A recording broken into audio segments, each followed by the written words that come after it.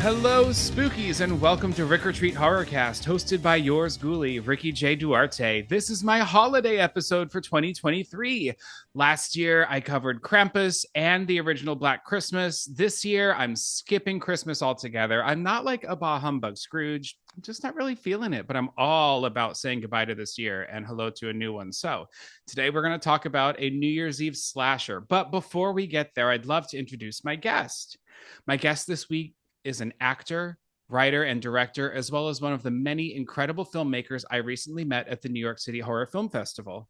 Her short film, When You're Gone, began its festival run at the Coney Island Film Festival in September 2022 and just wrapped its run at its 25th festival selection, the New York City Horror Film Festival, this month. Throughout its tour, the film won Best Director at Atlanta Horror Film Fest, Best Director for a Short Film at Genre Blast, and Best Actress for a Short Film at Horror Origins Film Festival, and was nominated for Best Makeup Effects at FilmQuest, Best Horror Film at Austin After Dark Film Fest, and also Best Horror Film at Oregon Screams. Holy cow, what the hell? What a great movie. Here to discuss her short film, her journey as a filmmaker, and her love of sewer creatures is the incredibly talented Kristin Noriega. Hello. Hey, welcome to the show. I'm really, really grateful you took the time to be here. I'm super grateful you asked me to participate. This is awesome. Thank you. You're so welcome. Your short blew me away. It absolutely left an impact on me, and I could not stop thinking about it. And I was so excited after the block of shorts and the shorts program to go and speak with you about it. I was there. I haven't gotten to talk about this on the podcast yet. I attended the New York City Horror Film Festival, representing Rue Morgue, to report on it and cover it and meet some incredible filmmakers and watch. I sat through 9 features and 41 short films. Awesome. In 3 days. Oh yeah, it was so incredible. It was so much fun. But Kristin, would you just take a moment, introduce yourself, and tell us all about your film? Sure. Yeah. I'm Kristin Noriega. I made a short creature feature about a woman living in New York City. She's a lapsed writer, going through a really gnarly breakup.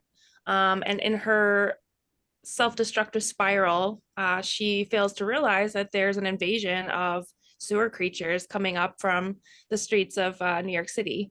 And basically, one of them takes her hostage, and it's a fight to survive. It's a really great showcase of fast to the point storytelling. That's what I really love about short horror films. It's oftentimes maybe my favorite part of a film festival are the shorts, because you see these budding filmmakers and you never know in a couple of years where they're going to go. And I think it takes a lot of intention and talent to get in, tell an amazing story, and then get out and leave the audience with an impression. And yours certainly did. Can you talk to me a little bit, because you are an actor as well? What was it like going from being in front of the camera to then stepping behind? It was tremendously intimidating. I honestly wrote the film because I was in a pretty dark place as an actor.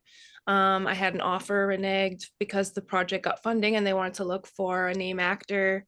And these were friends of mine, and they're friends now too. But Oh my God. it just really sent me into kind of a, my brain understood the logic behind it, but my heart was just like torn. And I was really, really depressed. And somewhere along the way, I got this image of someone who's so depressed that they don't notice this creature has cocooned them in like this webby thing.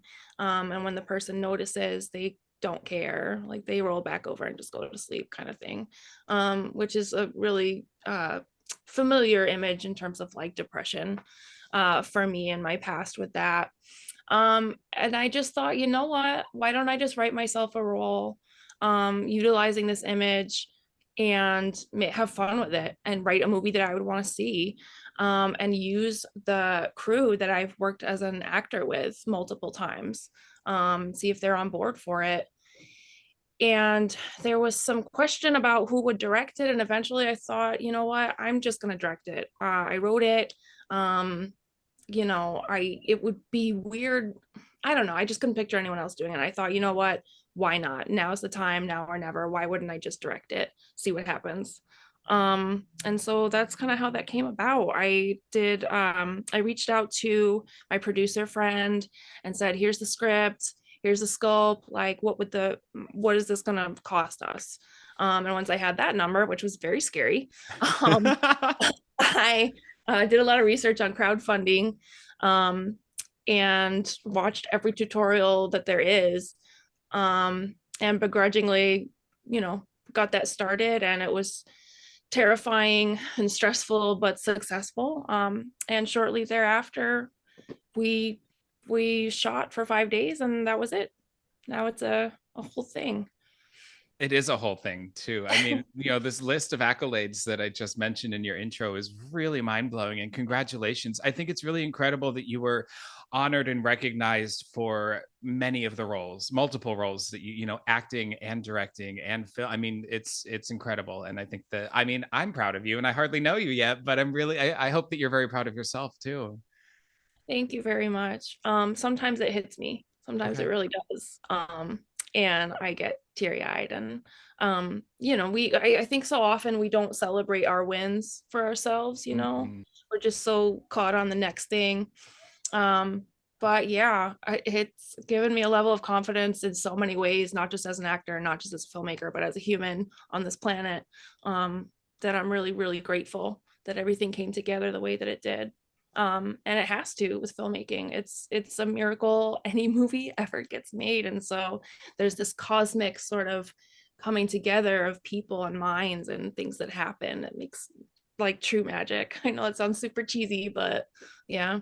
No, I think you're absolutely right. As artists, we oftentimes do kind of overlook our successes, or at least if I'm speaking for myself, I don't let them land, or I don't hold on to them for long enough, And I think it's incredible that this film is doing what it's doing.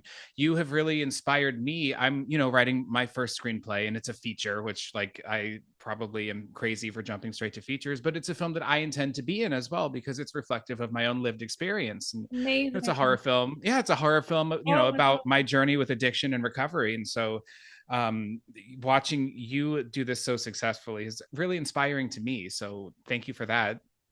That means a lot. And yeah, it's like your story, somebody else needs to hear, needs to see. I want to hear it and see it. And it's like, good for you. Yes. I think you mentioned that when we spoke at the New York City Horror Film Festival, and I was like, absolutely, like just go for it. Awesome. I'm excited for it. Yeah, me too. I just gotta write the thing, I gotta finish. It's always the tour, exactly. For sure. I met so many incredible people at the festival, and I felt so welcomed. I think going in with a press pass, you never know how that's going to go as far as interacting with people and everything, but everyone was so welcoming, and you were so kind and always said hi between programs and everything. So I'm so glad that we hit it off. You also mentioned to me while I was interviewing you for Rue Morgue that you are a huge Godzilla fan and a huge creature fan, and you used practical effects in this film. Can you talk a little bit about that process? Yeah. I was kicking myself throughout writing because I just thought, why am I doing this to myself? This is impossible. Truly impossible. The creatures as I was describing them and writing them. And it took us a long time to find our makeup team because of the budget that we had. I knew what I was asking for. I understood that certain folks just couldn't afford to do that, or wouldn't do it for that amount. I get it. And so months are passing. We're maybe in the middle of our crowdfunding campaign in let's see, it was September of 2021. And I heard an interview actually on a podcast, last podcast on the left, and I heard an interview with Shane Morton.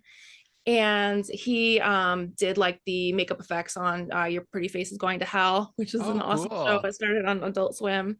I highly encourage watching it. Yes. And he also made like Cheddar Goblin for Mandy. Cool.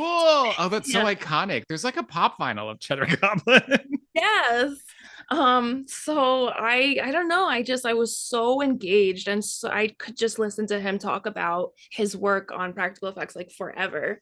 And I got it into my head, like, let's see how accessible he is. Maybe I'll just email him, and I certainly can't afford him, but maybe he's got somebody, wanting to show off their chops, that we could afford. And he took a phone call a couple days later after I emailed him, and we hit it off on the phone. Again, I could listen to him talk all day about his work. And he agreed to do it himself. And I come to find out he's like a Godzilla head, like absolutely obsessed. And so I think that's what drew him to it as well, especially my concept art that I had gotten with an artist to make. It looked very Godzilla-like, very like tough and mean, and for our mother creature. And I think that's what really pulled him in as well. And he was willing to work within our budget. He drove all the way from Atlanta with his partner. He runs a Silver Scream Effects Lab. So Shane, he already has a wealth of materials and access to so many things, and he called it kit bashing, where he would just take old pieces and like reuse them, repurpose them. And he had this like sick set of like creature gloves, basically claws all the way up to the elbow, that he's like, I've been wanting to use these, like, here we go, I'm definitely gonna utilize them. And his partner is also a monster actor. Like, he's just one of those folks. He's very tall, very slim. He knows how to like actually embody like the monster, whichever type it is. And so I had that going for me. I had a monster actor in a monster suit. And he actually brought set pieces as well. So we didn't shoot. There's, my character gets stuck up in a corner at one point. Mhm. We didn't shoot up in a corner, we shot flat on the ground. And we needed those big pieces to look as though it was the brick wall and the flat wall. And he brought those, I don't know how big they were, like 8 feet by 4 feet each, in I his Sprinter van. was And wondering how you accomplished that because it looks yeah, so good. I was sitting there in the theater and I was like, what the hell? How is this done? Like it looks incredible. yeah. Um, Thank you. But that's what I mean by so many things came together, and there's one composite shot that sets it up right, and then you believe she's in the corner Mhm. of that Yes. ceiling, which is my production designer happens to do visual effects also. And so he did that for us too. Um, and that was just kind of the process. We became a tight knit like family over those 5 days. And you never know how it's going to work with somebody new, introducing someone new to, like, Shane could have had an ego, but he absolutely didn't. Like, he just came in and would always ask me, like, what's your dream, what's your vision, like, let's do that. Wow. He was so incredible to work with. I Yeah. love that. Oh my God. Well, it totally paid off. Have you, all right, speaking of Godzilla, have you seen Godzilla -1 yet? Oh my God, yes. And I need to get back to the theater as soon as possible to see it again. I might go see it tonight. I have so much work to do, but like I don't want to miss this. This is a moment, I'm It so happy really that it's is. yeah, such a big deal. Well, is it possible for my listeners to catch your feature somewhere? Is it accessible? Is it going to be made accessible? And then I also want to know what's next for you. Um, so I believe in January, I'm gonna go ahead and put the short up on Vimeo. It will be under, When You're Gone. And I'll have links to that on my Instagram, which is just my name, Kristin Noriega. And beyond that, I'm gonna hit the ground running trying to get funding for the feature length version. I am working with a woman who makes these incredible pitch decks, like next level. She gets so into it, and I love making them, but mine still just look like a basic PowerPoint presentation. Okay. So a pitch deck is essentially showing what you intend to do with investors' money. And with the success of the short, hopefully we can make that happen. I am so excited, and Shane is on board to make the creatures. There's more than one this time, and it's just that's what I'm very much looking forward to. 2024 is getting those gears turning for that feature length version. I celebrate this, and I can't wait to see what happens with it. Congratulations. Thank you. Absolutely. Well, all right. So every episode, we like to do a couple of horror recommendations for things, media that you have enjoyed recently, books or movies, music, video games, anything. Kristin, do you have anything that you've recently enjoyed? Recently, there are a couple books that I've just completely devoured. One of them, it's not necessarily recent, but one of them is Tender as the Flesh, by Agustina Bastarrica. She's Argentinian. It's a very quick read, and it's something else. It's a horror story. Basically, it involves cannibalism and dystopian, all of the stuff that I like, right? All the weird stuff. I can't recommend it enough. And then I've really gotten into an author named V. Castro. V, the letter Castro.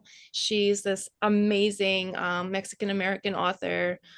She also makes quick reads you can get through. The latest that I've read from her, one's called Goddess of Filth. It's like a possession story of these three young girls having to deal with, one of them gets possessed by this ancient, like, Aztec spirit.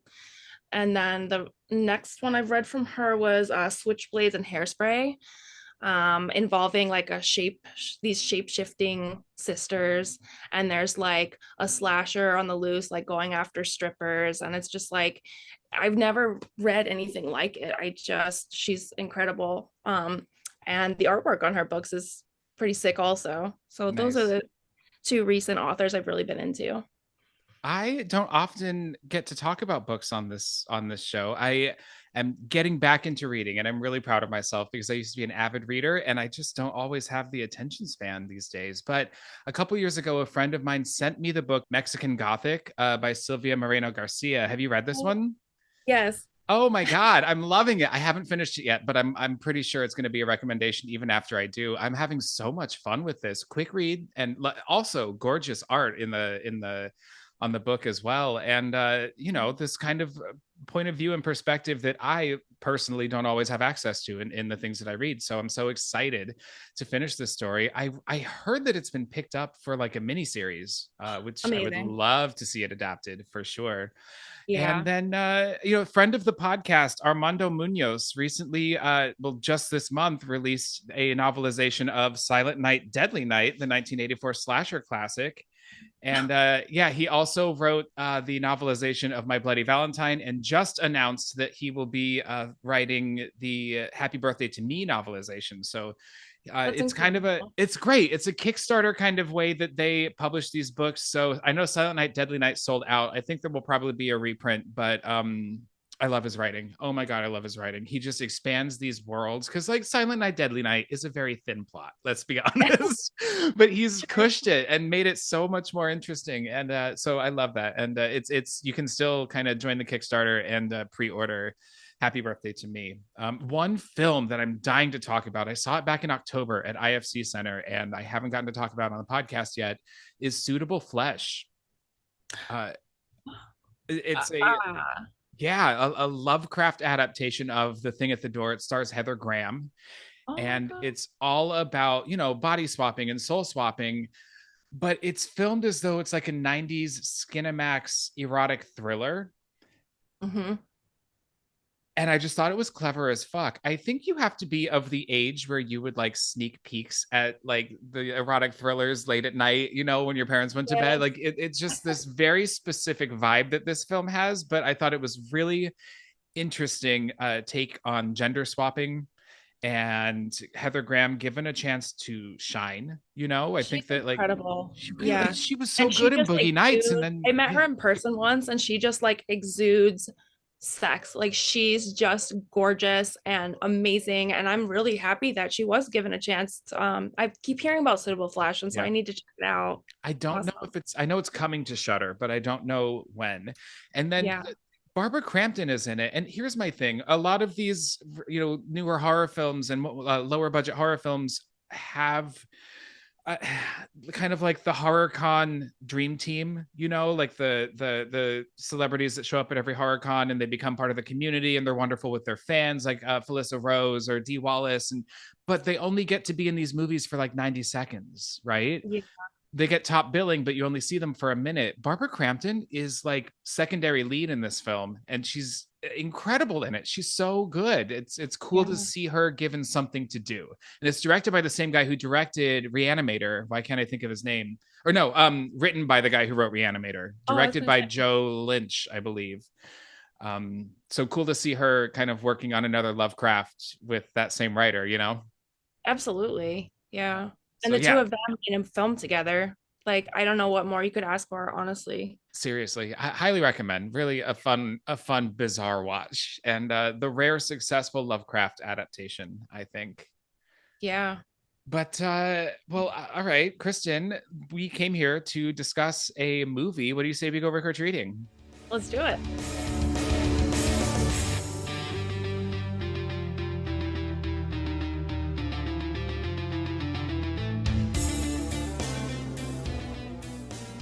All right, so today we are discussing the 1980. I can't call it a classic. I can barely call it a slasher, but the 1980 cinematic experience, New Year's Evil. All right, before we move forward, do you have any like New Year's resolutions you're willing to share with listeners? Um, I do actually. I don't know what it is. I and we actually did some karaoke at the end of New York City Horror Film Festival. Hell yeah, we did. And now I'm hooked and I'm determined to like take myself on karaoke solo dates, like master dates, and go sing by myself somewhere and scream my lungs out. And I want to do that, in the new year more than once. I love um, that. You were singing when I walked. I got there a little bit late. When I walked in, you were singing "Don't You Want Me, Baby," right? yeah. Oh Yeah, yeah, Lord. yeah. No, it was great. Don't. It was so great. That was so much fun. I felt really lucky to get invited to the after party. Yeah. Yeah, you were incredible. You will have to in the future go karaoke together more I than would love that. that. I would totally love that for sure. Yeah, Yeah. that was so much fun. All right, so more karaoke in your life. I support that. How about yourself? Oh God, finish that screenplay and Yes. I mean that's a big one for me. It's kind of like my MO. I want to get out of the service industry. It's been 19 years. Yes. I don't want to make it 20 or 21, you know, and Yeah. I want to lose 40 more pounds, you know. I've lost 60. Let's From keep where? going, you know.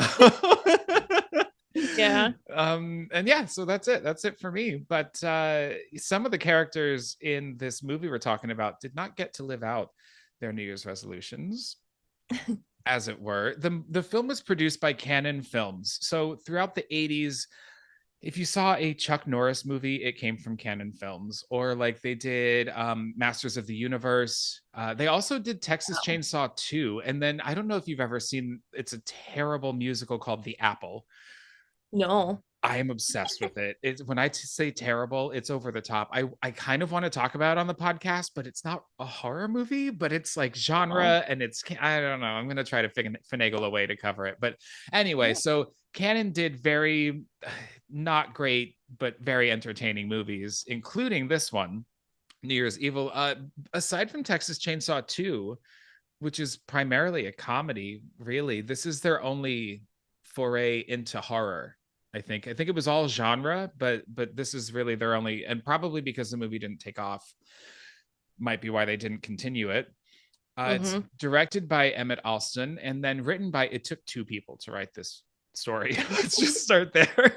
Leonard Neubauer and director Emmett Alston, starring Roz Kelly as Diane Sullivan, aka Blaze, who was Pinky on fucking Happy Days. Pinky Tuscadoro, she was the Fonz's girlfriend for like Oh a my brief. Yeah, God. she was like as cool as the Fonz. She wore a pink jacket and you know, this is the only other thing anyone might ever know her from. And then Kip Niven as Evil. I think he gives an interesting performance. We'll get into it as we go along. Grant Kramer as Derek, Diane's son. Now, he was in Killer Clowns from Outer Space Mm-hmm. Yep. as the lead in that. And then I don't think his career really did much else. We have Chris Wallace as Lieutenant Clayton, Jed Mills as Diane's manager, Ernie. And then I'm just going to mention Louisa Moritz as Sally because Sally's kind of the ditzy blonde character. I adore her performance in this film. Mhm. She's in a whole nother movie altogether, and I would rather be watching that movie if I'm being honest. I also, and then we have Alicia Denifu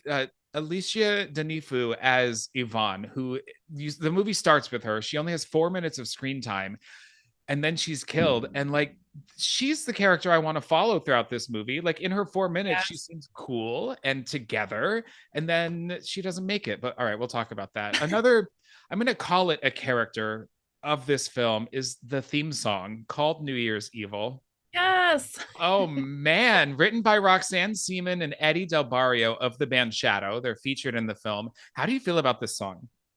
I dig it. I don't know what it is. I have a soft spot for this trope, especially where like a movie has a song made specifically for Oh it. yeah. And not only does it open with it and end with it, but there's a band in the film that plays it as well. Yes, yes. And I'm not mad at it. It's a bop. Like I like it. I know my social media manager is going to kill me if I play a clip from it because we're now uploading on YouTube. Oh my God, let me mention that my YouTube has taken off, like thousands and thousands of viewers per episode, and like I think up to maybe like 700 subscribers. I don't know what's happening, but I'm having a moment, and I'm grateful to Yes. Stanley, my social media manager, for making this happen. And but I'm probably going to play a clip of the song anyway because you're at opening credits, closing credits, and somewhere in the middle. Like they were proud of this, and they should be. Here's my thing: this movie is following what they are describing as like the new wave music scene, Mm-hmm. but there's no new wave music in this film. It's like No. punk looking characters who are singing like 70s metal music Yes. being called new wave. It Yeah, they are that very definition punk looking characters. yeah. Like I don't know whose cartoonish idea it was, but those that's what they are. They're like actors trying to look punk or like Yes. I'm not sure, but Yeah, I think I used the word cartoonish somewhere in my synopsis because it's like the producers or the writers were just like, "Hey, what are the kids into these days? They're calling music new wave, but we don't know what it is." It doesn't work. So much in this movie how doesn't cool work. would it have been if there was new wave in it? Oh Like my I God, it would be so much better. Because here's the thing, the New Year's party that they are at, in theory, is a party that I would totally go to, yeah, but it has less of a decor theme going than like a high school prom. And ev- everyone who's there is some of the worst. They're not like punk, like jumping up and down or running or hitting each other. They're just kind of stumbling around like zombies. I kept thinking that they were moving like zombies, and I have a note about like interesting choices in sound design because like the band is playing and they're like rocking out, and all you hear all of a sudden is the shuffling of like Yeah. everybody's shoes, like, and it's just like I'm like, what is the point? Like, what are they trying? What's gonna happen now that we're listening to all these shoes? It's like nothing, just Yeah. like people swaying back and forth, very much like zombies. I don't know. Yeah. Yeah, interesting. I like to ask people, what is your relationship to this film? Had you seen it before we talked about doing this episode? I had not, but as soon as you told me the title, I was very much on board. Well, it's a better title than it is a movie. You know? I watched it for the first time either last year or the year before, in the month of December. I think it was like a poster or an image that I had seen around, and I had really forgotten 98% of this movie, and now I know why. Um, it's it's uh, it's an interesting time, 1980, because it's the same year that Friday the 13th came out, Yeah, but kind of the rules of slasher films have not been defined yet, right? It kind of right. reminds me of Happy Birthday to Me in that the tropes are starting to form, but they're not concrete. And then I also see this film taking from Giallo films as well, with kind of the black leather gloves and the voice on the phone and this ridiculous voice that he speaks in on the phone. Is that I Oh know? my God. It's almost as bad as, is it the New York Ripper where his voice sounds like Donald Duck? Have you seen that one? No. It's literally just Donald Duck's voice making threatening, Oh obscene phone no. calls. But I remember being upset too with like how, and especially I think it's the opening, he's like mouthing the voice changer and mhm. like licking it on words that don't even involve your tongue. And it's like next level gross. On top of the fact that, yeah, that voice was really goofy. I don't know. Evil. Like it's just bizarre and a weird way to speak. I think they make a point of covering it up too, because Diane is asked, is this like a pattern of speech that you recognize? And I feel like Yes. there are moments where they try to over cover their tracks and then Interesting. don't at other moments too, you know. But Yeah. let's just get into what happens in this film. It opens on an LA cityscape, and popular punk slash new wave slash DJ slash, I guess she's not a singer. She never sings. Well, her name, you know, Diane Sullivan, but her stage name is Blaze, Mhm. is getting her makeup done in her hotel room. She's got hot pink cheeks, hot pink eyebrows, very, very, very early 80s. And I love it. And her manager, Ernie, who she's also romantically involved in, is trying to hurry her. She tells him to drop a lewd and relax. And so, you know, 1980s. I mean, Quaaludes were a thing back then. Mhm. We discover that her assistant Yvonne has finished with Blaze's press releases and has gone down to change to her room to change. Blaze calls Yvonne to check if she'd gotten in touch with Richard, who we will learn more about later. Yvonne tells her he's in Palm Springs, sounded like he had a head start on his New Year's Eve celebration, and not to count on him making it for the show tonight. He's coked up and he's loaded. This is no surprise. It should also be mentioned that all of this is happening in a Holiday Inn Oh my God, that's right. They on the show this Sunset. like LA skyline and then it's like Holiday They Inn. zoom in on the green cursive Holiday Inn logo. Like, this is LA. You have so many cool places to set this fucking film, and it's Unbelievable. Holiday Inn. Was Holiday Inn ever cool? I don't think so. I I don't think don't that so was the either. No, and it looks much nicer. Like the room and the lobby, it looks much nicer than any Holiday Inn I've ever I stayed at. yeah. So Yvonne is doing her makeup and she's in the bathroom of her hotel room and she hears the shower dripping.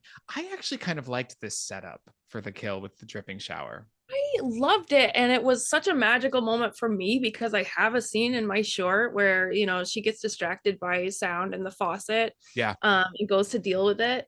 And I was just like, oh, amazing. And Yeah. also, I didn't unconsciously put it in my film because I haven't seen this yet. Right. Yeah, it was a really cool. Actually, the kills in this movie, I'm not mad at either. I But agree. I wish that some of the setup was a little longer for them. They mhm, happen quickly, but they're effective, you know? yeah, So she reaches into the shower and turns the faucet tighter so the dripping stops and goes back to her makeup when there's a knock at the door. And she asks who's there. There's no answer. When she opens it, she sees someone walking away down the hall, but doesn't really suspect them. She locks the door and returns to her makeup. And the faucet in the shower is dripping again, which I love. Like, I don't know. It's just, didn't I take care of this? Why is it dripping again? And when she reaches yeah. in again to turn it off, she is grabbed. Her mouth is covered by a gloved hand, black leather glove, and a switchblade in the other hand. And she expires. Now, this is the only woman of color in the film, and she makes it to the 3 minute and 57-minute mark. So Yep. we are in 1980 for sure. 100%. Yep. We cut to the opening credits. It's shots of downtown LA with the title card New Year's Evil, and the theme song is playing.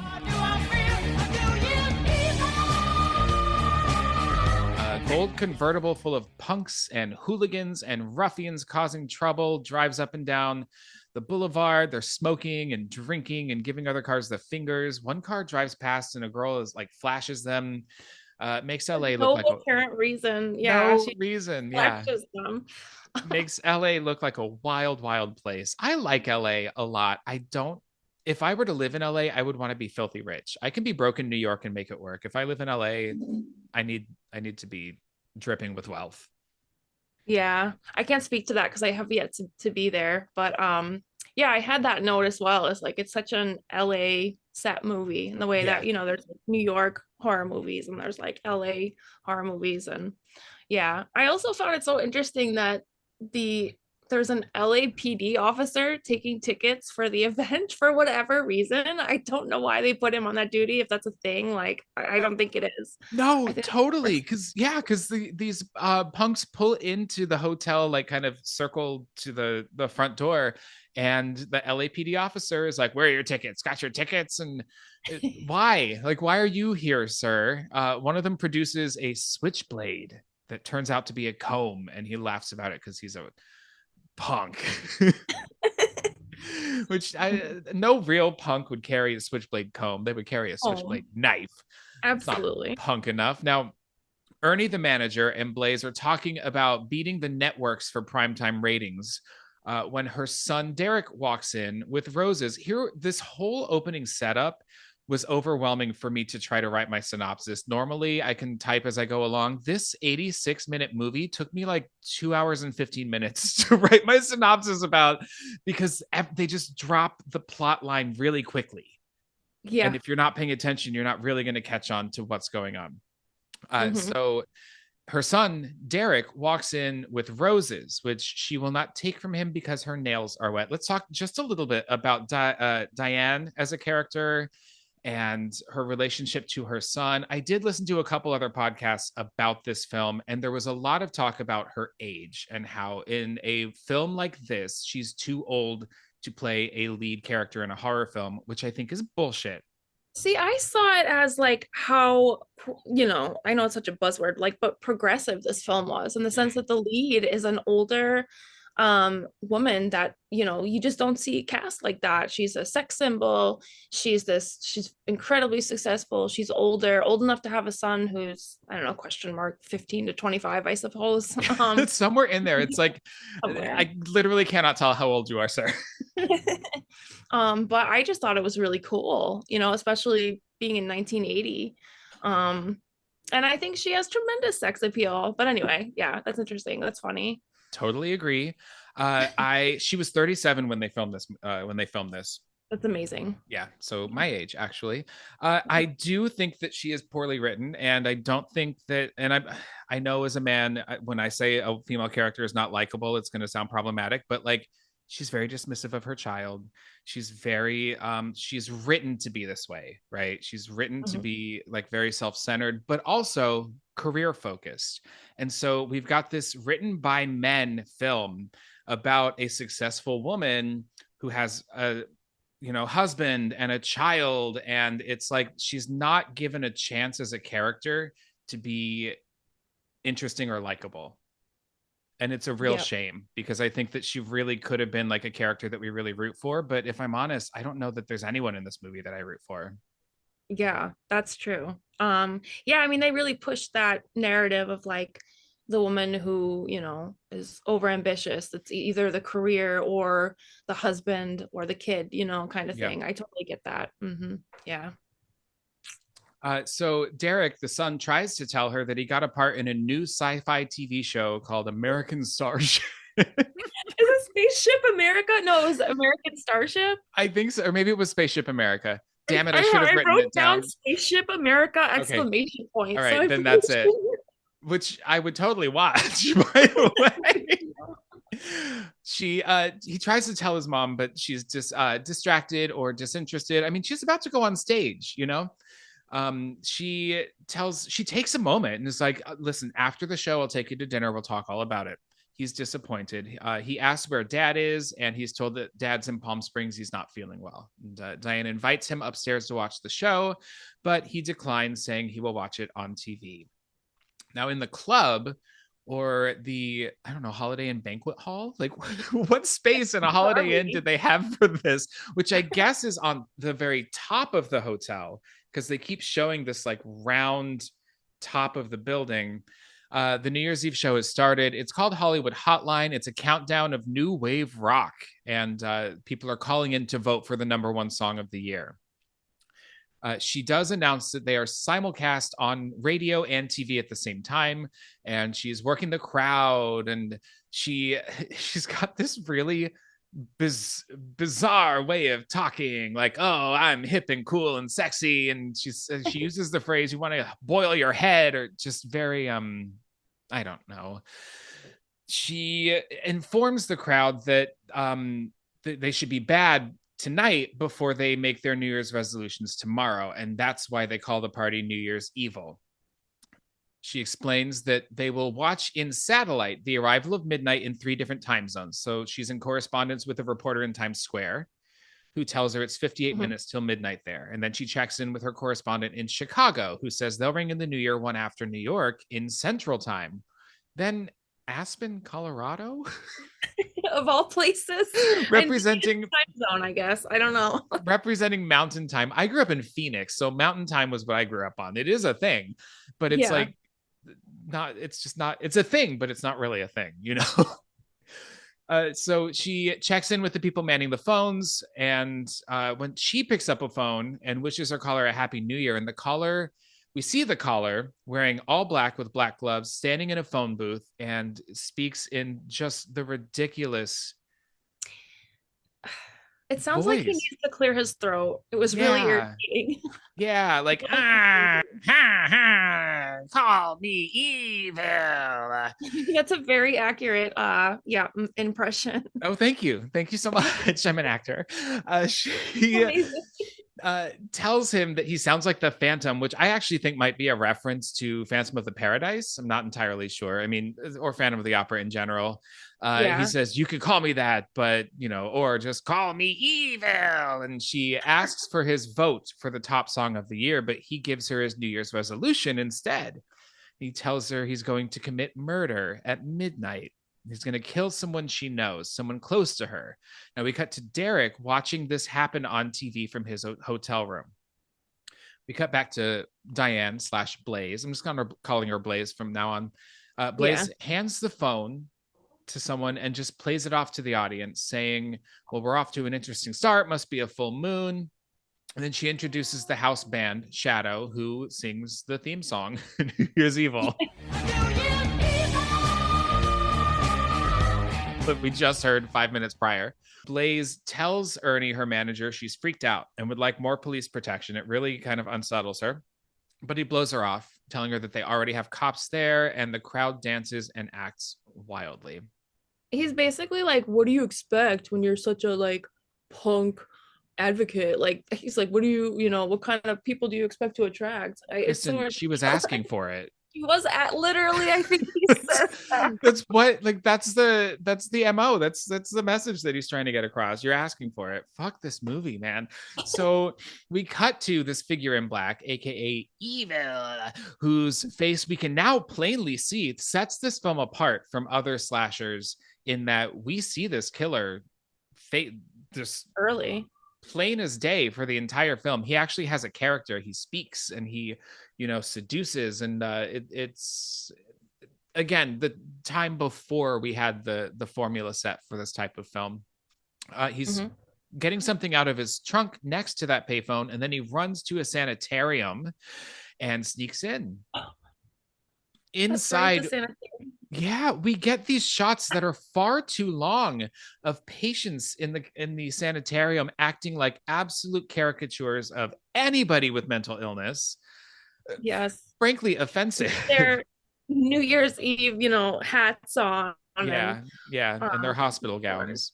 So they're watching the broadcast, Blaze's broadcast on the TV in the sanitarium. Now Evil hides in a dark room when a nurse named Jane, she's smoking a cigarette because 1980 in a hospital, walks past the door, and he opens it and startles her, introduces himself as Jeff Winter, and apologizes for being late. But they send him over from county temporary help, and the nurse buys it and offers him a tour of the hospital, and remarks, oh, you brought your own music. He has a radio / tape recorder on a shoulder strap, which is actually handy. I never really saw one on a shoulder strap before. Yeah, it's like a messenger bag, but it's a boombox. Yeah, exactly. Yeah. He produces a bottle of champagne and asks if they can find somewhere private to share it, and she obliges. And they drink the champagne out of white paper pill cups or like specimen cups. It's weird. Yeah. Meanwhile, Jane, she is like the epitome. She looks like a penthouse, like sexy nurse. All I could think of was Animaniacs when they're just like, hello, nurse. Yes. And it was just, it's ridiculous. Yes. Yeah. No real nurse has ever looked like that. She's in like 4-inch heels. Yeah. like thin It's so spike much heels. makeup. So much makeup, cleavage for days. Mm-hmm. We cut to the broadcast. Manager Ernie introduces Blaze to Lieutenant Clayton and Sergeant Green. They're from the LAPD and they offer to protect her. They tell her that she should expect that kind of phone call considering the type of audience she appeals to. So she's getting it from the cops and her fucking manager slash sex partner. She's told try to keep him on the phone for longer if he calls back so they can try to trace it. So now we're kind of pulling from like Black Christmas and When a Stranger Calls. And these cops are just super judgmental toward her. It's really shitty. Blaze calls her son's room and he seems afraid to answer the phone. Like he lets it ring multiple times. And she asks if he's seen Yvonne, the personal assistant. He says he hasn't. And he says his dad's line has been busy. And he tries to tell her there's something that you should know, something important. But she says she has to go. So Derek puts down the receiver and swallows 3 pills. The biggest pills I've seen ever. There's Massive. exactly 3. They're horse pills. I'm like, what is happening right now? You almost get a sense that he's about to like, commit suicide, but I don't know what those red pills are. I don't either. They are massive. They're hot pink, Yeah. and he downs them. So he's going through something, and we start to realize that he's disturbed. Mm. Cut to Evil and Nurse Jane dancing and making out the sanitarium. He lays her down on a table, and we cut to the patients who are watching the broadcast in Times Square as Times Square counts down to midnight. And Evil's radio is counting down the final minute as well. He reaches over to record the broadcast on his tape recorder, reaches into his pocket, pulls out a switchblade, and plunges it into the nurse, stabbing her 5 times at exactly the stroke of midnight. On the broadcast, Blaze answers a phone call, and it's Evil again. He says something like, it's me, Evil. Do you remember me? What? So now she's trying to buy time with small talk. Yeah, I was hoping you'd call back. And he does admit he just made his first kill. Midnight Eastern Standard Time. And he plays the recorded countdown over the phone, and we hear Jane getting stabbed over the countdown. So this is all being broadcast live on TV. He says she'll hear from him in an hour. And he tells her, tell the police they can find her body somewhere in the Crawford Sanitarium. And he hangs up the phone. So why are they trying to trace these calls? Like, why do they continue to try to trace if he's just telling people where he is? Right. There's also that. I do think this film borrows a lot from the serial killers of the time, including this trope of almost wanting to get caught a little bit, leaving a trail. Another nurse discovers Jane's bloody high heel shoe and then her body in a closet, and her throat has been slit. We're going to cut to Derek in his hotel room, and now he has a switchblade and he's cutting away at a red nylon stocking and talks to himself in the mirror, saying something in his past has affected him. And, I bet you think I have a mental disorder. And then he puts the nylon stocking over his face and he shoves a dress pin or maybe a hat pin into his earlobe. That's what I thought he was doing. Or is Yeah. it his ear for some inapparent reason? Yeah. Like a sewing pin with a big, I think, white head or something like that. Yeah. He watches his mom on TV as he tries to make a phone call, but the line is busy. And so he begins to tear the roses that he brought his mom off the stems. As an actor, this is like my dream scene. I just want to have a mental breakdown, like a ridiculous over-the-top mental breakdown on camera. It's interesting. Yeah. And I guess learning what we learn a little bit later, maybe pulling the petals off is a little bit of she loves me not moment for him as well. Yep. Or maybe I'm just trying to add some intelligence to this film that's not there. Now, Blaze takes a break from the broadcast while Evil is seen gluing a mustache onto his face, a fake mustache. One of the cops tells Blaze it looks like this creep is for real, that they found the nurse's mutilated body at the sanitarium.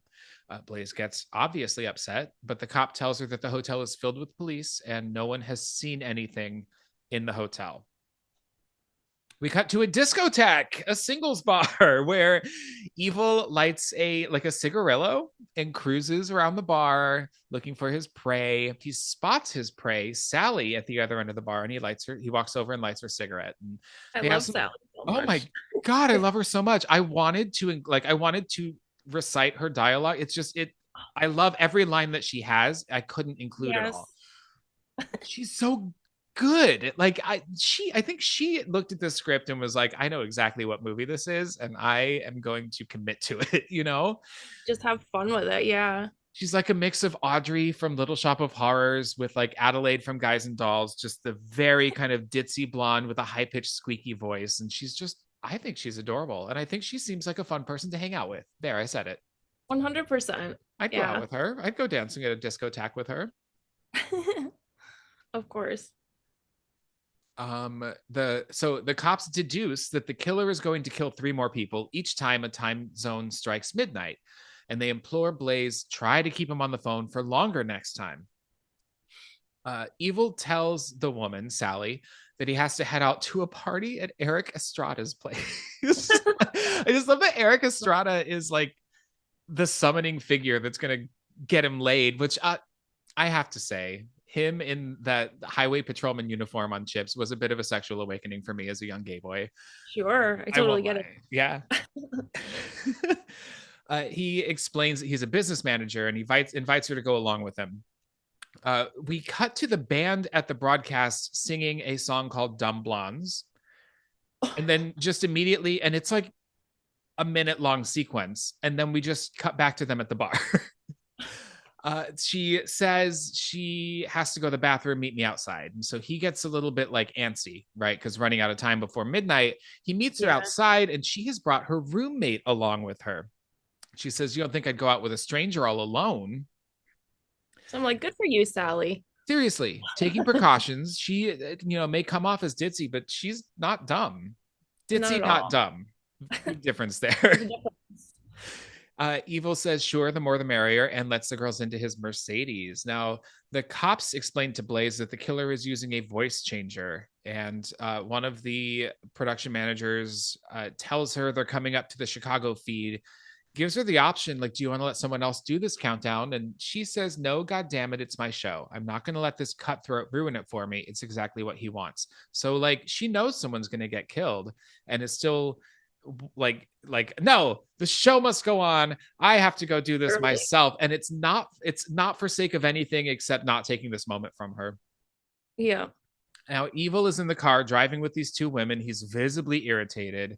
Son of a bitch, we were supposed to be there by 10. Meanwhile, he is starting to realize that Sally is the most annoying person on the planet because she won't shut up about like transcendental meditation and like out of body experiences. Like, she's a crystal girl. She has was it 100%? Was it ever a thing to call? She calls it TM, and I'm like, did they actually? Was that a thing? Like transcendental meditation, calling it like TM?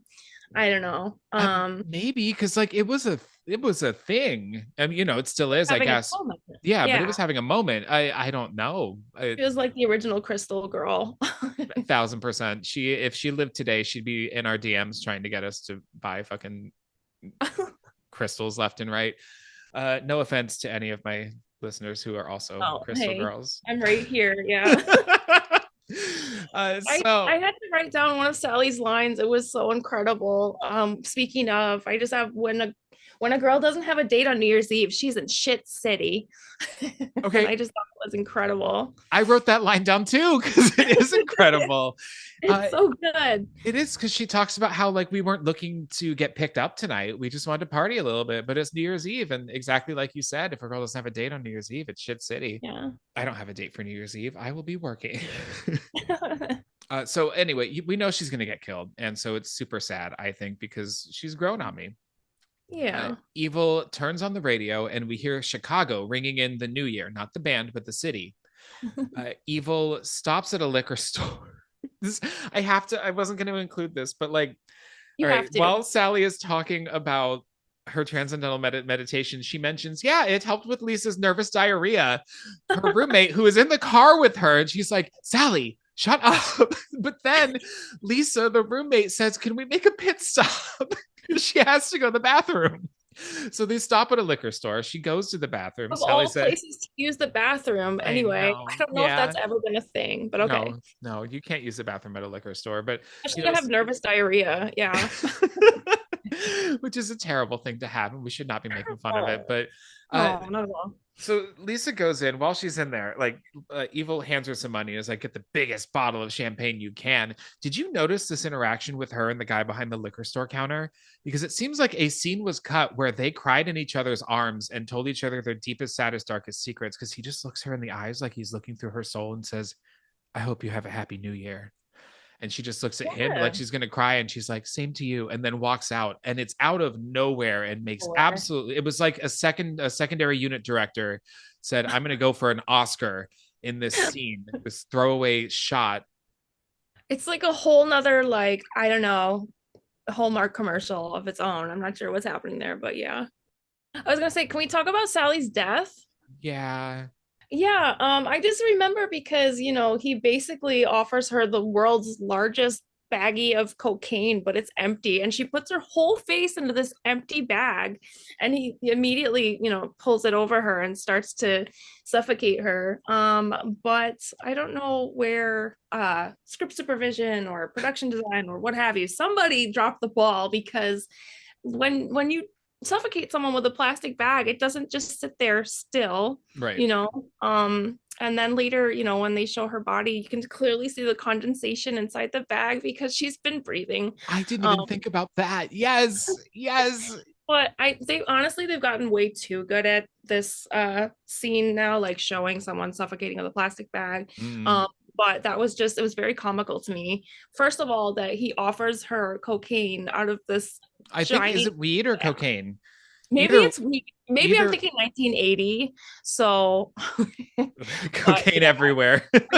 yeah, he offers her. He's like, I've got this special, blend of blah blah blah. So yeah, From, maybe I it think he was. says from Colombia, but then he says take a sniff, and then when she goes to smell it, yeah, Yeah, he I guess like 1980 in Colombia. I put it together that it was maybe cocaine, but it could have been anything. either way it did her in, and Truly. it's pretty Yeah. upsetting. Yeah, Sally. Yeah, well, when she comes out of the liquor store with the bottle, she finds that the car is gone, but she does find Sally's high heel shoe in place of it. She walks around the liquor store and sees Sally's blue dress hanging out of a dumpster. She's very frightened. Obviously, when she opens it up, Evil lights a cigarette lighter and his face is illuminated, and he pulls her inside. We cut to Blaze listening to the struggling woman over the phone, and Evil, who is on the phone, explains he took out the trash from his last party, Ventura and Laurel Canyon. It was a real swinger, and he puts his voice changer into the trunk and changes his clothes as a cop car drives past. He kind of ducks away. So the cops find blood on the dumpster and a cat jumps out of it. My cat did not like that moment. He freaked out. The cop follows a trail of blood through a chain link gate where he sees Sally, and she's tied up to a swing set. Like her arms are like put through two gymnastic rings. And I have to say, when the flashlight like finds it, it's a really spooky scary. It caught me off guard because in this movie that has no tension and is not scary at all, it was a moment of like, man, I really wish they had taken their time with this sequence, Yeah. because I didn't expect it to be that effective. But yes, we do see the condensation in the bag because the actress has been breathing. It's a great thing to pick up on because oh my god. And then we see the Lisa, the other roommate, slide down a children's slide head first. She is dead. And the cops at the broadcast are informed. Now, Evil has put on a pair of Jeffrey Dahmer glasses and is dressed as a priest. And he's looking in the passenger seat at like weird pictures of a priest and a nun. And I don't know if this is to imply that he like is fucked up from the Catholic Church, maybe, or what it is, but he pulls up to a red light when a biker gang pulls up around him, surrounding his car. He turns on the radio and hears a news report talking about his murders and is distracted, and he accidentally hits one of the bikers' motorcycles and they get mad. Is a biker on one? Did he kill someone? I thought that he killed Yeah, I think someone. he That's what the accidentally, sense that I got. yeah, he Now, accidentally of like course, runs over a biker and their motorcycle. So the bikers chase after him and like, you don't want to fuck with bikers in the 80s. no. Like they're terrifying. I wouldn't fuck with bikers now, but you Now, know, a pursuit ensues. He pulls into a drive-in movie and parks and he's hiding. And the film they're showing is Blood Feast, Blood Feast. but it's not Herschel Gordon Lewis's Blood Feast. That's what threw me off. Yeah. Because I would like it has a title card of Blood Feast. It was a double feature of like Blood Feast and something else. I forget what the other title was. Yeah, because for a moment I was like, how did they get the licensing to have like Yeah, so the movie that's showing, it's actually called The Red Queen Kills Seven Times. It's from 1972, but Mhm. it was also billed as Blood Feast. So I got excited thinking it was Herschel Gordon Lewis, and it was not at Yeah. all. Whatever, completely inconsequential to the plot of this movie. The bikers pull into the drive-in looking for him, and so he lays back in his seat to hide. Then he gets out and he sees the bikers accosting moviegoers and like looking in people's cars before he is stopped by one of them, who says, "Greetings, asshole," and Evil replies, "I'm a man of God, not a man of violence," before plunging his switchblade into the guy's stomach. Not even half a second later. Yeah. Not even, yeah, doesn't even let it land. Interrupts a necking couple who's fooling around in the backseat of the car. I actually really like this girl because they're getting high and he's like, okay, now is it time to go all the way? And she's like, not yet, maybe in the next movie. Like she's enjoying this movie. She is not just giving in to this guy's horny intentions. Yeah. So Evil pulls the guy out of the car and steals the car while the girl is still in the back seat. Mhm. He runs over another motorcycle on his way out of the drive-in, and now he is Because of taken course a he does. hostage. Of course he does. The broadcast is showing Aspen at midnight. They're like skiing with like fire torches. It's actually kind of cool looking, but it's still like Aspen, really. Yeah. So they are 5 minutes away from midnight. Now the girl in the back seat begs Evil not to hurt her. This scene gets really icky. She Yeah. says she doesn't have any money, and then in tears she says she'll do anything he wants. We can even get it on if you want to. I won't make any kind of fuss. And this movie is just full of these like really fucking Ick. ick moments toward Yeah. women. You know, this is just a moment in an 80s movie where it lands in a disgusting, slimy, gross way that's like inexcusable to me. Like it's just, Yeah. I don't know. This movie isn't fun. Let me say that. I was going to save Yeah. it for my review, but it's like this movie is not as good as it should be to be a good movie, and it's not as fun as it should be to be a bad movie. Like, you Yeah. know, so he's flipping his switchblade in and out. He almost runs over a couple of drunk guys in the street. When he stops, the girl jumps out of the car and starts running. This a little bit reminded me of Ted Bundy, because that though there was the woman who escaped, like got out of the car and started running. Right. Yeah. He chases her to a football field, and sirens are blaring in the distance. Those two drunk guys in the street tell the cops which way he ran. And she's hiding under one of the bleachers, but a cop approaches and he runs away. And so this girl is spared, and Evil is without a victim for this time zone's midnight. Now, here's the thing. This whole premise is set up on he's going to kill someone at midnight at each time zone. But like, he didn't make it in time for Chicago's midnight. Now he doesn't even have somebody for Aspen's midnight. Right. This They premise just that, abandoned the yeah, premise. yeah. And it's like, if he had any kind of master plan, it went awry like 20 minutes into his evening. The police address the crowd at the broadcast while the show's on a commercial break. The youth are not excited to hear from a cop. He tells them if anyone leaves, they won't be admitted in, and access to this floor has been sealed until further notice. So no one in, no one out. Ernie, manager, is backstage comforting Blaze and introduces Dr. Reed, who is a consulting psychologist. And this is where we get our read on the killer from Dr. Reed. He says they should prepare for the killer to kill here on the hour that he has a compulsive urge. It's sequential and it's building step by step, with Miss Sullivan as the connecting link to a grand climax with his ultimate victim, Blaze. He compares Evil's motives with those of the Son of Sam killer or the Zodiac killer, that he could potentially become bigger than either of them. And it's revealed that Evil has mutilated the breasts of these women, which is a common characteristic of a killer with a mother fixation. I feel like this was an afterthought because it's not Yeah. seen at all. Like It's also like so much darker than like the tone of the film itself to Yeah, be going down this like profiler, like serial killer type stuff. Yeah. It's grim and it agreed. doesn't fit the rest of the, the tone. Not at all. Can we talk about how the sun is just randomly standing nearby in his, what is it, like bright red pantyhose over his head with these like those 80s super slim like sunglasses on.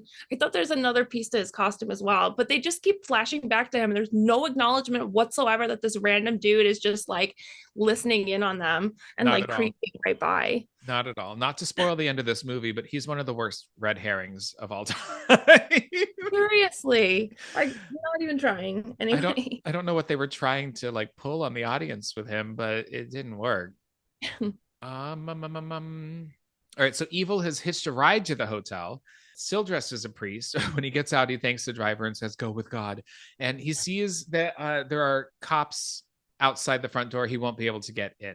From around a corner, at the back of he goes around the back of the building and he calls for an officer and says, "Come give me a hand. I think I found a drunk." And he knocks the officer out with a brick and steals his cop uniform, changes Mhm. clothes. Again, he is like a master of disguise. Literally. So he walks into the hotel with ease. He's now dressed as a cop, and now he has a gun. Also, he has the cop's gun. Yep.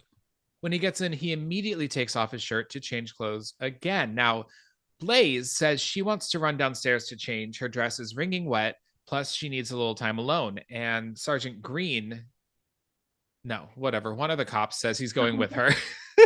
That, they just found one of the police officers knocked out cold in the garage. Now, this is great news that could have been shared before. This is when you have a panic. Like one of our police officers has been knocked out. Yeah, they missed that opportunity completely. Yeah, he just like casually mentions it to her. They go to her Yeah, room and the cop checks it out first. He pulls a gun on Derek, who's laying on the bed. And being she's very being melodramatic. Yeah. so melodramatic. Like, Christ almighty, Oh, kid. poor Like, Derek. he's just misty eyed through this entire movie. He's angry with his mother and says he had a surprise for her. And right now he doesn't want any part of it. And then he storms out. Blaze asks the cop to wait outside the room while she changes. She'll just be a few minutes. And she sits down in front of her vanity when someone in a creepy fucking mask emerges from behind with a switchblade. Now, this, I had to look into it, is Yeah. a Hardy mask from the comedy duo Laurel and Hardy. Oh, okay. Or it might be Laurel. It's either Laurel or Hardy. One of them. Really interesting choice. I do think it's a creepy mask. It is. It's effective in that way. But is it effective in that it fits the rest of the movie? No, not at all. No. Not even remotely. No, no, Yikes. not even a little bit. Now he pockets the switchblade and startles Blaze, and she shrieks. And he removes the mask and reveals that it's Evil, our killer. But she recognizes him and calls him Richard. It's her fucking husband. Her husband has been doing these murders the whole time. Yeah. I do kind of appreciate, we were talking about it's like a reverse reveal for the slasher, right? Sure. Because we've seen him the whole time and then we come to find out. I didn't mind it. That's like one win for the film, I suppose. Yeah. I do agree. I think anybody with any sort of sense of story structure will have guessed that it's the husband in Palm Springs from the beginning, Completely or true. at least thought about it. But I had no idea that I did not expect him to be her husband. Mm-mm. Does that make sense? Like, I think you're Yeah, completely right. I love the flipped reveal, unexpected. It works for what this movie is. exactly. Yeah, Yeah. that's It's like a standout plot point in a film with a very very bad plot. They peck on the lips, and he goes and introduces himself to the cop outside, and then tells Blaze the surprise was Derek's idea. So this is probably what Derek was trying to tell his mom the whole time. He had driven up from Palm Springs when he heard the crazy guy call into her show. Now, Blaze tells him Yvonne is missing. The police are looking for her, and this maniac has already killed 3 people. They think now he's after her. She asks that he go find Derek and talk to him about it. He's very upset, and she'll see him after the show. He leaves, and on his way out the door, the cop asks, "How the hell did you get into the hotel when no one's been allowed?" This is dumb to me. Richard tells him that Ernie, the agent, had said it was okay. When Richard walks away, the cop walkies to verify. Like, he just gave himself away in that he gave him a detail that is completely verifiable. Like, check with Ernie. Did you tell this guy he could come in? Absolutely not. Like, this place has only been in lockdown for an hour max. He could have just said he was in the room the whole time. Like, Yeah, what would he know? Yeah, nothing. exactly. That's the lie that you come up with. Never would have known. Whatever. Richard finds a fuse box next to an elevator and pulls some wires out of a trunk. He has planned ahead, and In he ways I can't even, like, what, he's an electrician now, he's a like elevator maintenance dude now, like went to DeVry. I don't fucking know. He taps into the elevator's security camera and he hacks, like, he can now control the elevator up and down, the speed and everything. Meanwhile, the lieutenant gets a phone call with license plate numbers. They had found a Mercedes abandoned in a drive-in that belongs to Richard Sullivan. And Ernie says that's Blaze's husband. The driver knifed a biker there and escaped in a stolen car with a girl hostage. They also checked the files at the sanitarium. Richard Sullivan was once a patient there. Let's just tack that on to his file as well. And Ernie's just like, I always knew he was a piece of shit, or whatever he says. Like, Yeah, yeah. clearly he's a killer. Yeah. So Blaze gets in the elevator with Lieutenant Green or Sergeant Green, whatever, and we see an upward shot of the elevator shaft. So this is establishing a lot of elevator movement that's going to come into play. Richard fucks with the fuse box with a screwdriver, and the elevator starts dropping like rapidly. Pushing buttons does no good, and it's descending super, super quickly. When it reaches the ground level, Green and Blaze are on the ground, kind of like out cold. Richard kicks the officer in the face and drags him out of the elevator. And when Blaze comes to, she asks Richard what happened, and he tells her that tonight the show's going to go on without her. He has a surprise for her, and he pulls out his radio / tape recorder, his boombox, and plays the playback of Nurse Jane getting killed. And Blaze realizes that Richard is evil, both as a person, a character, and as a character. And we get this fucking monologue, like the ultimate incel, like neutered. Truly. Oh my god, he did it because he's fed up, and he tells her she's just like every other lady in his life that Derek had told. Now this is where it gets weird. Well, I mean, this is where it delves into even darker territory. That Derek had told him about how she behaves around other men and how she tries to turn on her own son, and that it's not nice. So, like, whatever Derek's going through, it is his interpretation that his mom has tried to be sexy to him. Yikes. It's kind of a throwaway line. He says ladies are not very nice people, manipulative, deceitful, immoral, and very, very selfish. That's why he killed Yvonne first, because Blaze and Richard had been shortchanging him for years. He had to beg for his allowance. So he's doing this because his wife is a successful celebrity who makes lots of money, who shares her money with him. And he feels mad that he has to ask for money, like be given money. He literally says, I've been castrated. Like, he does. Yeah. I think the term is emasculated, but he just goes right into it. He's like, says what he means. Yeah, for sure. He pulls out the switchblade, and he said, yeah, castrated, and that now she's trying to do the same thing with their son. Derek, this is so dumb, such a long fucking weird twist. Derek had told Richard he auditioned for the lead in a series and hadn't used his last name, so no one knew he was Blaze's kid, and he booked it all on his own. And she didn't even care when she was told. Now Blaze tells Richard he's sick, and Richard says it's been a very bad year for me, but midnight starts the first day of my new life. And he holds the blade to Blaze's neck, and his ultimate end goal for all of this is, he says he plans to go to the Rose Bowl game with his boy. What? Whatever. He puts his head to Blaze's chest and says, I can hear your heart beating. I don't like that. So he chains her to the underside of this elevator and sends her all the way up. Because he sends her all the way up to come all the way down. Yeah. It was the foreshadowing. Like, he literally tells her what he's going to do. He's like, enjoy your going away party. Get smashed.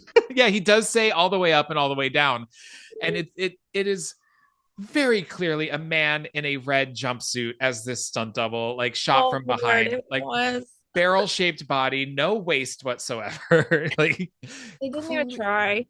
clearly not the actress. So at the very top, when she gets to the top of this elevator, so she's dangling from the bottom of it, she sees Yvonne's head has been stuffed in the elevator shaft to be hidden there, I So guess. for her to pass in that exact moment, I'm Right. not sure. I don't Yeah. know. The elevator begins to descend rapidly. Meanwhile, Ernie and some cops run toward Richard. There's a shootout, and the elevator's control panel gets shot, stopping the elevator and saving Blaze from being crushed underneath it. Somehow, when all of this happens, two punks have gotten into the elevator. It's like there's no coverage of them getting in. We're just to assume that Not they at were in. all. No, We not just at see all. them all of a sudden there. And they're acting as they are descending rapidly is over the top ridiculous.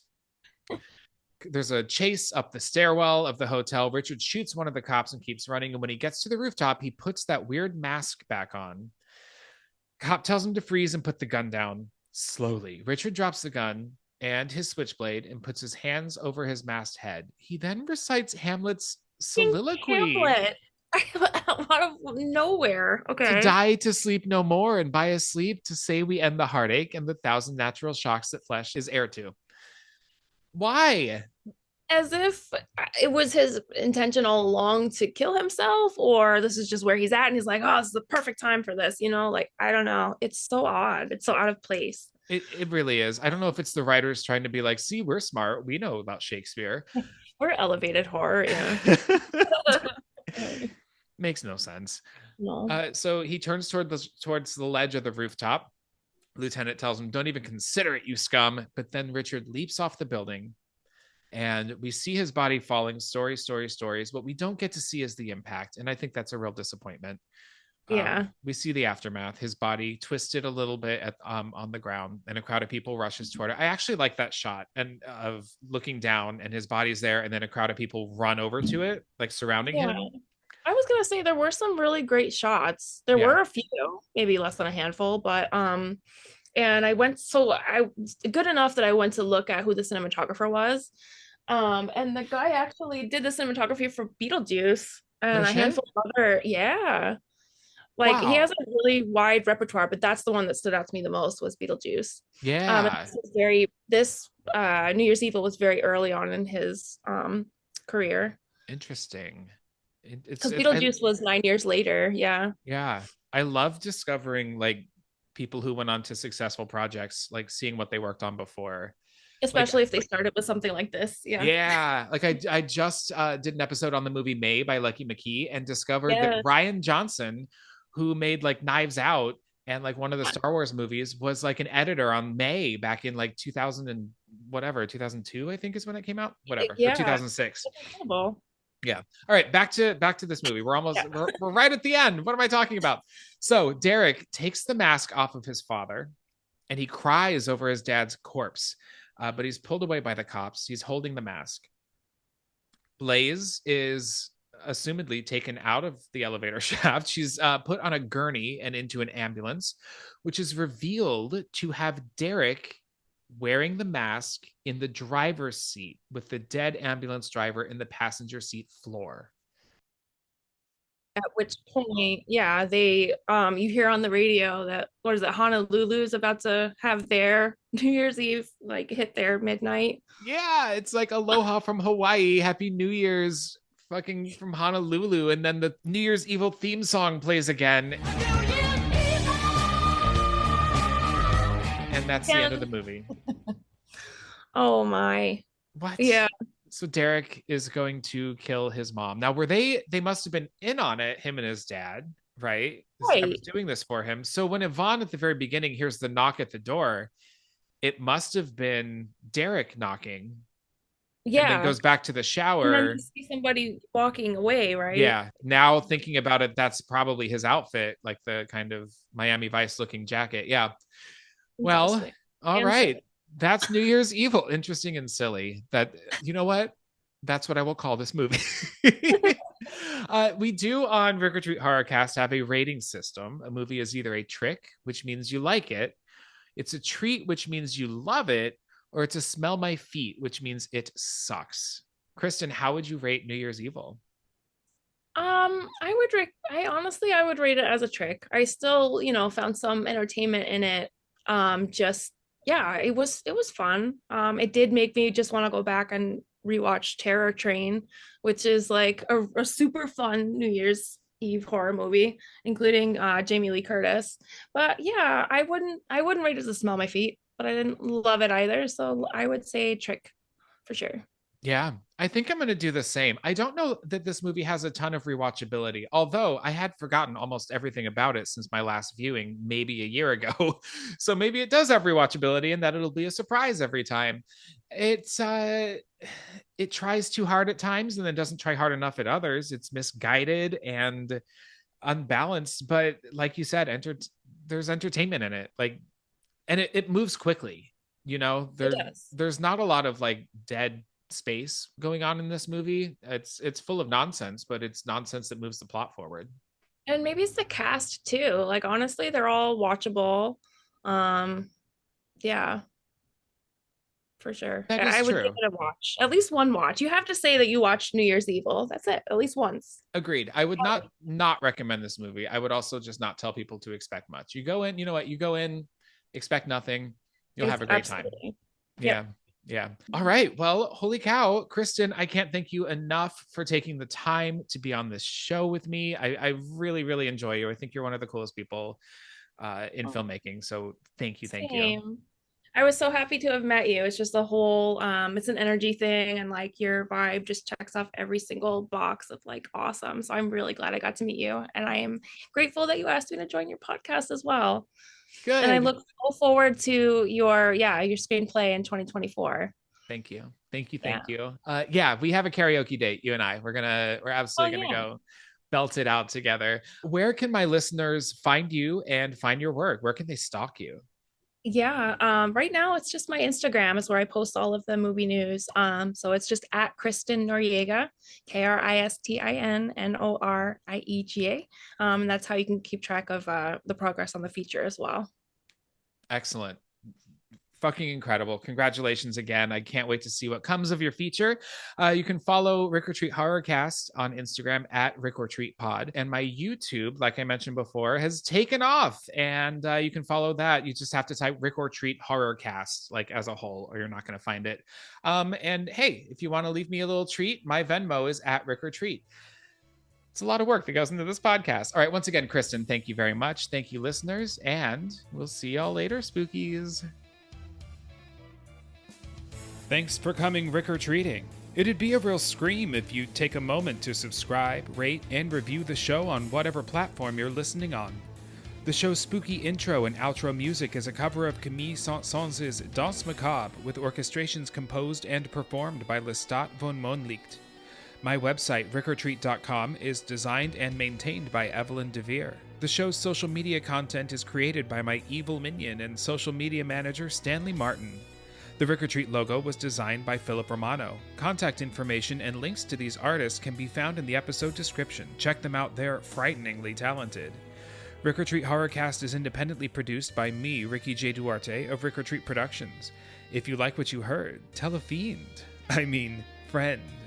If you didn't, well, they're coming to get you, listener.